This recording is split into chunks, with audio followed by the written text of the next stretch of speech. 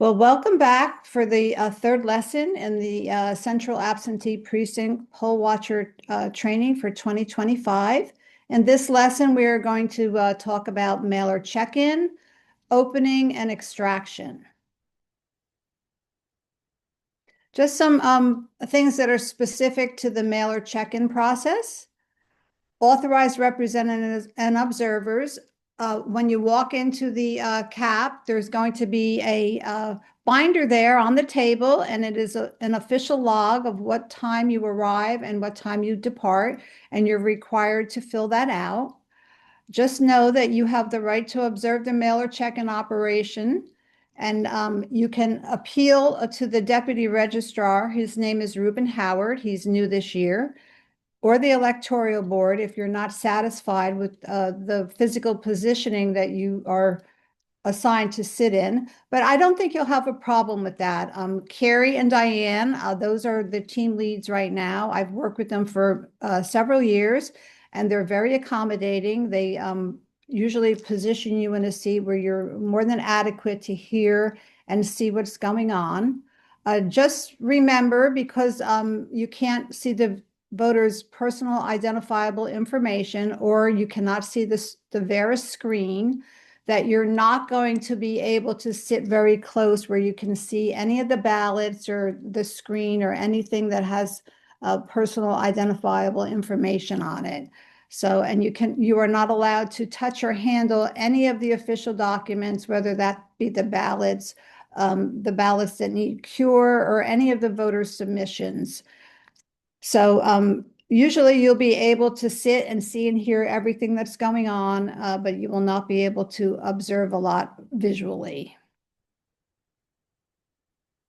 Just to give you an idea of what it's like to look at the mailer check-in. When you enter the room, what you'll see in front of you is about 8 desks. There's probably 4 or 5 desks. They're in columns of 2. You'll see the seasonal workers there sitting at their desks with a computer. That computer is connected to the Veris database. That's the voter registration database. And they will be having trays of ballots on their desks that they will be checking into the Veris database. What kind of things should you look for when you're observing in the mailer check-in staff? Well, what you want to do is make sure that the staff never leaves their computer unattended, and observe if they log out when they step away from their desk, either to go to the restroom or lunch. You want to make sure that none of the ballots are being tampered with, or any of the mailers are being defaced. Report any activities like that to the team leads, either Carrie or Diane, with any concern you have. You want to make sure that the processing tables are being kept free of food, drinks, their personal bags, and their personal electronic equipment, such as their cell phones or their iPads. You also want to make sure that the workroom itself is being safeguarded, and that none of the workstations are being left unattended. Carrie and Diane are usually there overlooking everything. You want to also observe that anyone that's in the mailer check-in area is an authorized representative, or they're authorized to be there. And you also want to observe that the staffers are protecting the personal identifiable information on the mailers and in Veris. So basically, you're just going to be sitting there and observing, and make sure that the processes and procedures are being followed. If you do have any questions, I would go directly to either Diane or Carrie with your questions, and they're usually more than happy to answer them. When you walk into the mailer check-in area, you're going to notice that the ballots come out in trays. Okay, so the ballots are actually color-coded in trays by function. The ballots are actually in trays that are different colors, and the colors represent different functions. So you'll see a bunch of red trays come out, and those are the ballots that need to be checked into the Veris database. Most of the ballots in there are digital ballots. They're both domestic and international ballots that arrive by mail. as they're processing these ballots, they'll have output trays. So you'll see a green tray, a gray tray, a blue tray, black trays, and they're all color coded. For instance, the green tray is for mailed digital ballots that have already been checked in. The gray trays is where they put the checked in completed ballots that come from the Dropbox bundles. A blue plastic output tray is used for the completed email ballots that are sent from the overseas people. A lot of times the overseas people will be emailed a ballot, they'll print it out, and then they'll send it back via US mail, but they'll keep those separate. And they also have a black output tray that's used for ballots that need to go through the cure process. So you'll see all different color trays. Here's a sample of them. This is the initial tray that they come up to be input into Veris. Then when they're done, they go into one of these three trays or the cure process tray. And you'll notice that they all have a label on them. That's usually the date that they came into the mailroom, and these labels will follow these ballots all the way through the scanning process. And when they're packed up to go to when the ballots are packed up in boxes to go to the courthouse. This is a sample of the mailer count worksheet that each of the seasonal workers have.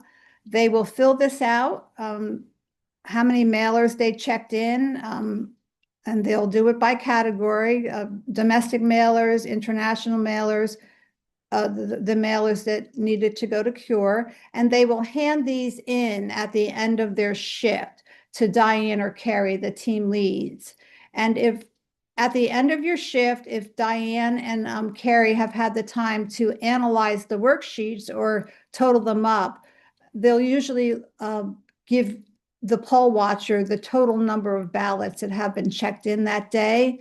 Sometimes they can't get to it and it'll take them a few days, but don't worry about it because they'll give it to the next poll watcher that comes the next day or the day after that.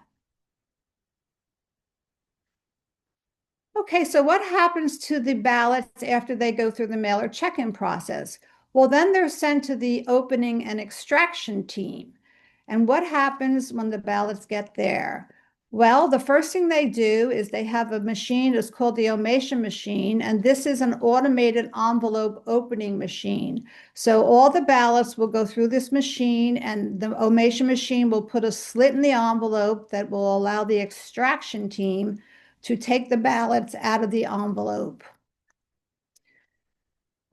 So once they open the envelopes, they will put them in yellow trays. And once those yellow trays are full, there's a team that is in another room or right next to where the mailer check-in is. And they have a bunch of tables. And there's usually two teams at each table. Those teams will do is they will extract the ballots out from the mailers.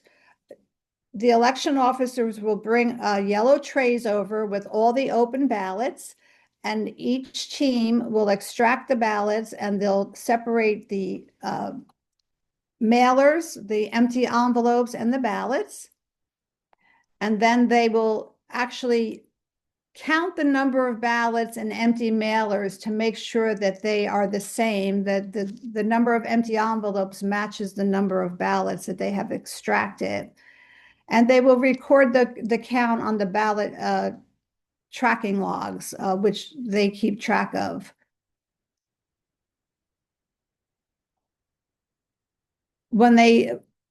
After they record the number of ballots, then you'll see that the team will actually unfold the ballots, get them prepared to go to the scanning team. They'll smooth them out. They will place them in a batch box, which goes over to one of the team leads. She will log the batch in, and that box is sealed and it will go on over to the scanning team. The boxes are prepared and they are stored in a secure room in preparation for transfer to the scan team, and they will be kept there until the scan team is ready to scan that box. And that is the end of lesson, whoops, sorry. That is the end of lesson 3. And stay tuned for lesson number 4.